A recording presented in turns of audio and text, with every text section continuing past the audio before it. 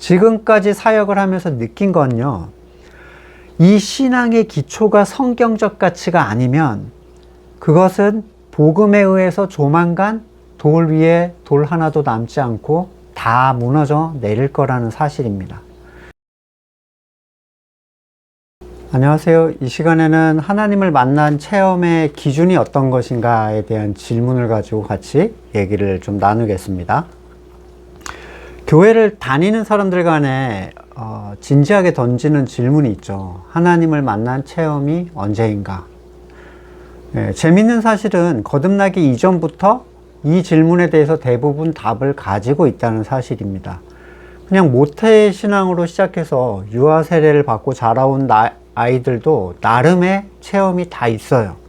예를 들어, 하나님 과자가 먹고 싶어요. 기도했는데 당일에 과자가 생겼어요.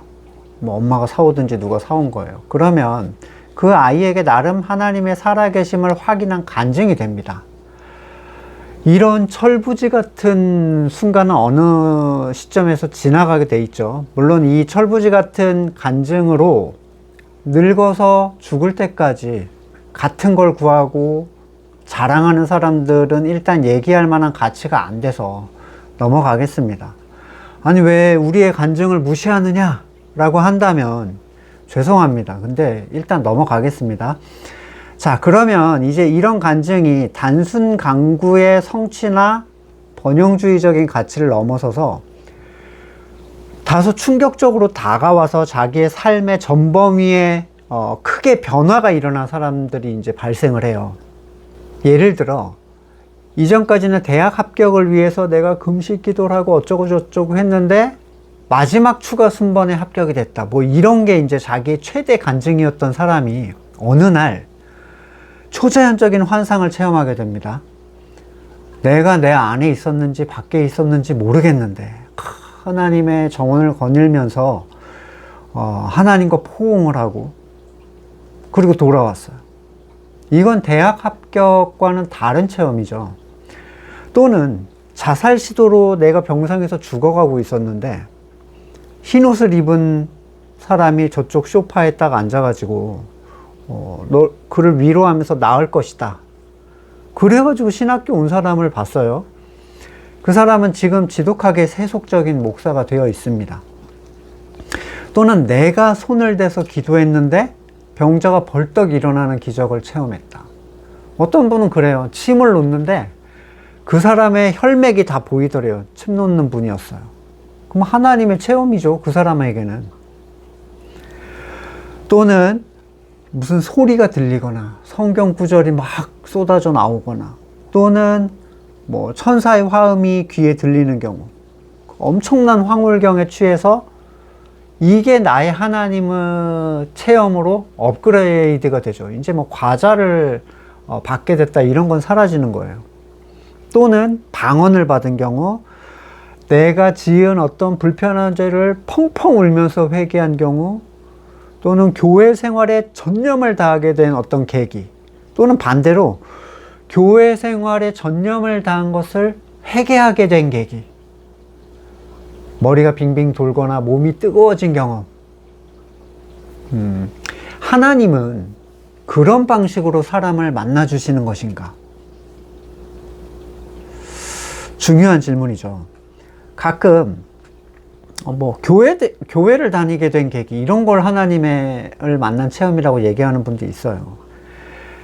이 낮은 대로 임하소서라는 간증 프로그램 요즘엔 뭐 유튜브에서 다 볼 수 있어서 가끔 이렇게 눈에 띄면 눌러보는데 많은 유명인들이 나와서 자기가 만난 하나님, 기적, 회심의 간증을 합니다. 감동적인. 과연 그게 성경이 말한 하나님을 만난 사건인가? 질문을 던져보면 굉장히 먼 얘기를 하고 있어요. 내가 느낌이 그렇다면 그런 거예요.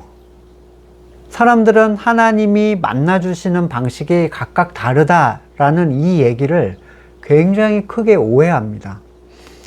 그래서 다 다른데 다 만나준 거라고 생각해요. 그러나 그런 사람들은 절대로 한 하나님으로 연합할 수가 없어요.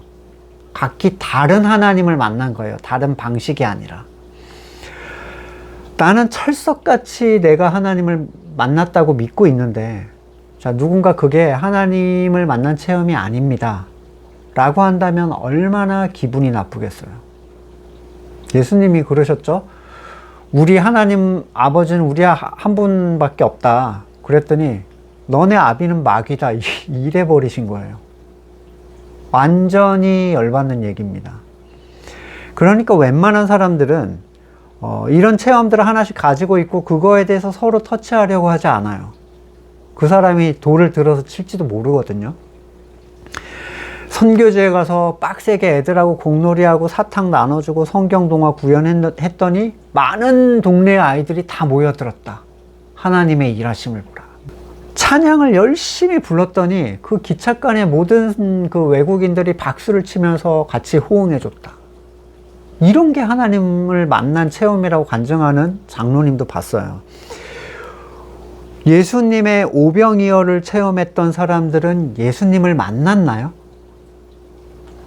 그들은 예수님을 왕으로 삼으려고 했지만 예수님은 너희가 나를 찾는 건 먹고 배부른 까닭이다 라면서 그들을 피해서 숨으셨습니다. 이것은 단순히 배고픔을 벗어나 배가 불렀다는 의미보다는 그들의 탐욕이 채워진 걸 보고 주님을 내 탐욕을 채울 수 있는 존재로 삼으려고 했다는 거예요. 그 왕으로. 기적에 배고픈 사람이 있죠. 번영에 배고픈 사람, 지식에 고프거나 칭찬이나 헌신이나 명예에 배고픈 사람들이 그걸 찾기 위해서, 채우기 위해서 주님을 찾을 수 있어요. 그리고 채워진 걸 주님과의 만남이라고 생각할 수 있죠. 나 예수님이 떼어준 오병이어의 한 조각을 먹었어. 난 주님을 체험했어. 우리는 왜 주여 주여 했던 자들이 행악하는 자라고 주님께 평가를 받았는지 너무 간과합니다. 이번엔 누가복음, 항상 마태복음만 봤는데 누가복음 13장 26절에 그때 너희가 말하기를 우리는 주님 앞에서 먹고 마셨으며 주님은 우리를 길거리에서 가르치셨습니다 할 터이나, 나는 주님이라고 생각하지만 그분이 나를 모른다고 하신다는 거예요. 누가 그런 전제로 신앙생활을 하겠습니까? 내가 알면 주님도 나를 아는 거야. 내가 기도도 하고 헌신도 하고 내가 그분을 좋게 생각하는데 나를 모르실 리가 없어. 이 사람들은 안 그랬나요? 마태복음 7장 22절 주님의 이름으로 기적을 행했던 사람들, 주님의 이름으로 해요. 그냥이 아닙니다. 예, 예언도 하고 귀신도 쫓아냈어요. 하지만 그런 사람이 하늘나라에 들어가는 게 아니라 아버지의 뜻을 행하는 사람이어야 들어간다. 이게 무슨 말인지 몰라요. 그럼 뭘 행하면 됩니까? 이러고 있죠. 성경이 말하는 하나님을 만난다는 의미는 어떤 건가요? 내가 하나님을 창조주로 생각하는 것? 그 정도는 아무 의미가 없습니다. 왜요? 율법에 속한 모두가 그렇게 생각했어요. 그러면 내가 예수님을 구주로 생각한다. 이거는요. 건물교회도 다 그렇게 생각합니다. 지금 이 사람들도 그렇게 생각했어요. 주여 주여 하던 자들요. 왜 이 얘기를 이렇게 길게 할까요? 자신의 만남의 시작점, 하나님과의 만남의 시작점 위에 사람들은 신앙의 집을 짓기 시작해요. 이 터 위에요. 이 터는 절대로 나중에 바꿔져서는 안 되는 종류여야만 한다는 거예요. 자, 기적이면 기적, 감동, 눈물, 그 위에 교제나 헌신, 말씀의 깨달음이나 소원의 성취, 그 어떤 것이든 그 기초가 다른 것이라면 자신이 하나님과의 첫 만남이라고 생각하는 것 위에 그 사람들은 신앙의 돌을 올리기 시작합니다. 알던 한 목사님은 청소년 집회 가서 자기가 하나님을 만나서 목사가 됐대요. 지독하게 세속적이고 율법적인 존재, 탐욕스러운 존재인데 그대로 은퇴하고 끝났어요. 그 만남이 의미가 있습니까? 아니면 만남은 진짜인데 그가 변질된 것인가요? 지금까지 사역을 하면서 느낀 건요, 이 신앙의 기초가 성경적 가치가 아니면 그것은 복음에 의해서 조만간 돌 위에 돌 하나도 남지 않고 다 무너져 내릴 거라는 사실입니다. 소원 성취의 기초 위에 신앙을 쌓는 사람들은 칭의인의 성령인의 뭐 아무리 쌓아 올려도 소원 성취의 밑돌을 흔들면 다 무너져요. 번영주의도 그렇고 신비주의도 그렇습니다. 뭐 가족의 안전 위에 또는 세상의 칭찬 또는 내가 받았다고 생각하던 불세례, 그걸 어떻게 아니었다고 하겠는가? 말씀이 주님의 이름으로 기적을 행한 자들에 대하여 행악하는 자들이다 라고 해도 아무 소용이 없어요. 왜냐하면 나는 불세례를 받았으니까. 내가 체험한 기적은 주여 주여 하던 자들의 범주에 들지 않는다고 철석같이 생각합니다. 우리 가족을 살려주신 하나님의 은혜, 그건 복음이고 뭐고 무조건 하나님의 은혜여야만 해요. 왜냐하면 나는 그것 때문에 하나님을 믿기 시작했으니까. 그래야만 그 감격과 확신이 유지되니까. 그게 기초거든요. 뭐 그때 만난 게 하나님이 아니었다고? 네가 뭔데 나의 체험을 함부로 평가하느냐. 돌을 들어서 치려고 하겠죠. 기초를 그리스도로 깐다는 의미가 뭔가요? 예수님을 안다라는 확신은 무엇으로부터 시작이 됩니까? 바로 거듭난 생명의 분명한 특징을 그가 가지게 되었느냐로 확인을 할 수 있어요. 왜냐하면 죽은 영들이 가진 특징에서 전혀 벗어나지 못하는 사람들에게 예수님은 나는 너를 안다라고 하시지 않습니다. 핵심적인 특징은 바로 자기 선악의 주권, 거기에 대한 부인이에요. 자기 부인이죠, 말 그대로. 한마디로 죄가 뭔지 알게 되고 그것이 깊이 깨달아져서 자신의 절망, 완전한 절망을 발견했을 때 비로소 그가 주님의 아심바된 존재다라고 얘기를 할 수 있어요. 근데 죄가 깨달아진 사람이 자신이 과거에 고백했던 그 만남을 여전히 나는 만남이었다라고 생각을 할까요? 내가 기적을 체험하고 은사, 말씀 체험하고 응답 체험하고 나서 구했던 나의 주권, 나의 선, 나의 의, 나의 영광, 이게 정말 죄를 깨달아 알게 된 사람의 반응이겠습니까? 내게 들렸던 그 소리, 환상, 눈에 보였던 환상, 내 앞에서 손을 얹으면 벌떡 일어나던 그 사람들은요, 그게 자신의 죄를 깨닫게 해줬냐고요? 전혀입니다. 초자연적인 기적은 그런 반응을 일으키지 않아요. 그들은 오히려 그 기적을 그 다음번에도 하나님의 임재의 기준으로 삼아버립니다. 기적이 일어나면 하나님이 임재했다. 이렇게 돼버리는 거예요. 예수님을 만난 베드로, 기적적으로 주님의 말씀에 따라 그물을 내렸습니다. 그 다음에 그대로 하니까 고깃대가 걸려들어서 찢어질 지경이 됐는데 그가 고기를 채웠더니 배가 가라앉을 지경이 돼버린 거예요. 밤이 새도록 한 마리도 못 잡았는데 시몬 베드로가 이걸 보고 주님의 무릎 앞에 엎드려 말했다. 주님, 나에게서 떠나 주십시오. 나는 죄인입니다. 여러분이 만약에 초자연적인 경험을 하셨나요? 그리고 그 기적이 당신의 본질적 죄를 발견하게 해줬냐는 거예요. 당신의 선이 죄라는 걸 발견하게 해줬냐고요. 당신의 모든 행위적인 의를 내려놓게 했습니까? 아니면 더 열심히 하나님을 섬기게 했습니까? 자기의 의로. 만약에 선을 부인하고 자기의 모든 의를 내려놓게 됐다면 기적 속에서 당신을 하나님이 깨우셨다라고 얘기할 수 있어요. 자기의 주권됨의 죄를 알게 하시고 추구하던 의를 다 내려놓게 하셨다면 환상이든 치유든 성경의 깨달음이든 하나님을 만난 체험이라고 얘기를 할 수 있습니다. 그리고 나서 잘 들으셔야 돼요. 여기서부터. 그리고 나서 그는 그 자리에 혼자 머물러 있지 않아요. 그럴 수가 없어요. 하나님은 그 죄인됨의 고백을 체험한 사람들을 만나게 하세요. 어쩌면 그 상대는 그 기적을 경험하지 못했을 수도 있습니다. 뭐 병이 낫고 뭐 말씀이 어떻고. 하지만 분명한 건 결론이 늘 같아요. 이 사람들은 그리스도의 복음, 그리스도의 의되심, 인간의 완전한 무능과 선없음에 대해서 그들은 늘 하나로 연합이 됩니다.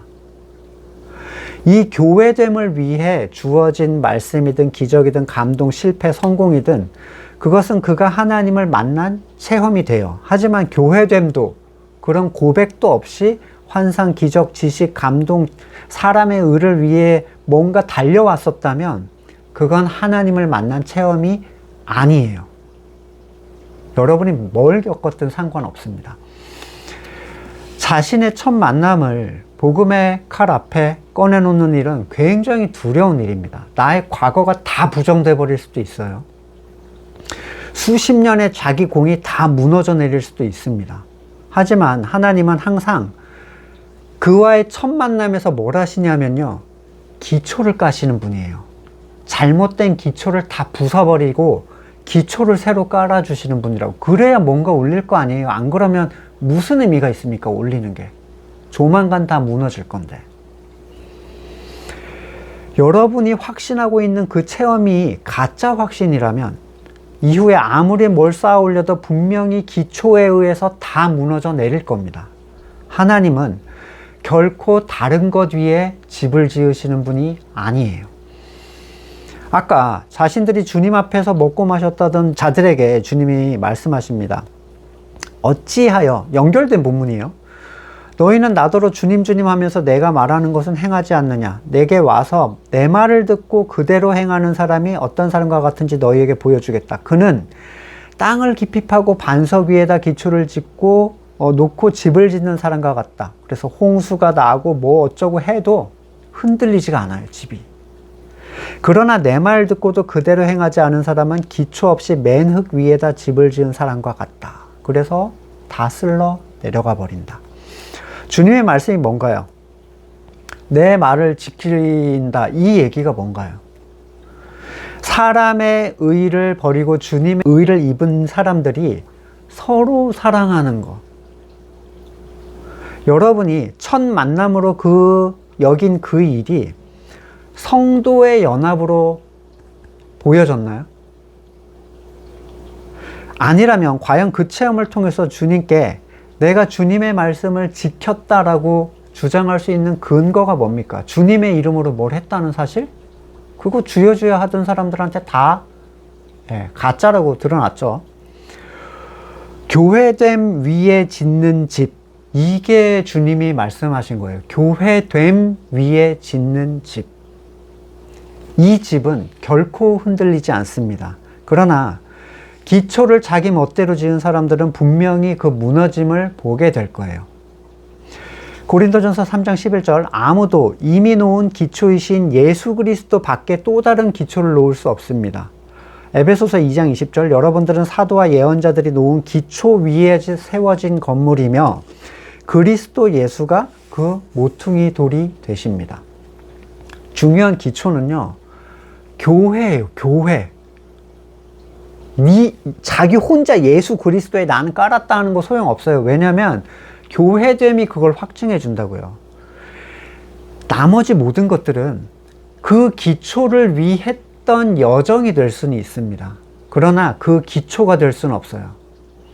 교회가 되지 못한 사람이 나는 예수를 믿는 기초 위에 집을 지었다, 이렇게 주여 주여 해봤자 결코 주님의 집에 들어갈 수 없을 겁니다. 교회는 혼자가 아니에요.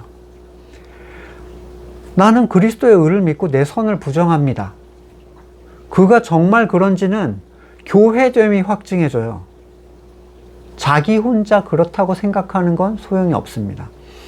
같은 생명의 연합, 거기에 머리가 그리스도이신 거지, 교회는 나와 그리스도의 둘만의 관계로 이루어진다라고 생각하는 사람들은 불쌍한 결말을 맞게 될 거예요. 그래서 성도의 가치는 진짜 중요합니다. 교회를 모르는 사람이 주님을 안다라고 얘기를 할 수 있을까요? 교회가 되지 못했는데 나는 주님을 알고 있어. 거짓말이고 착각입니다. 무슨 체험을 했든 그것은 주님을 안 체험이 아니에요. 교회가 되지 못한 사람은. 그는 안다고 생각해도 교회가 되지 못한 자를 주님이 알아보지 못하세요. 자, 에베소서 4장 16절. 온몸은 머리이신 그리스도께 속해 있으며 몸에 갖추어져 있는 각 마디를 통해 연결되고 결합됩니다. 각 지체가 그 맡은 분량대로 활동함을 따라 몸이 자라나며 사랑 안에서 몸이 건설됩니다. 예. 이 연합을 통해서 성장하고 더 확실해져 가는 거죠. 든든해지고. 골로새서 2장 19절. 그는 머리에 붙어 있지 않습니다. 온 몸은 머리이신 그리스도로부터 각 마디와 힘줄을 통해 영향을 공급받고 서로 연결돼서 하나님께서 자라게 하시는 대로 자라나는 것입니다. 근데 혼자 어떻게 교회라고 얘기해요?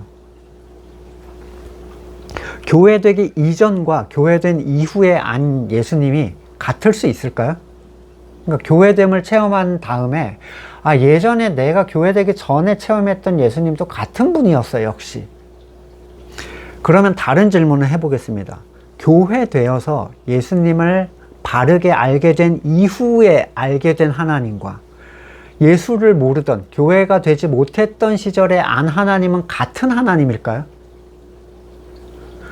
우리의 하나님과의 첫 만남이라는 것이 교회된 이후에 반드시 다시 살펴봐야 된다는 거예요. 교회가 된 이후에.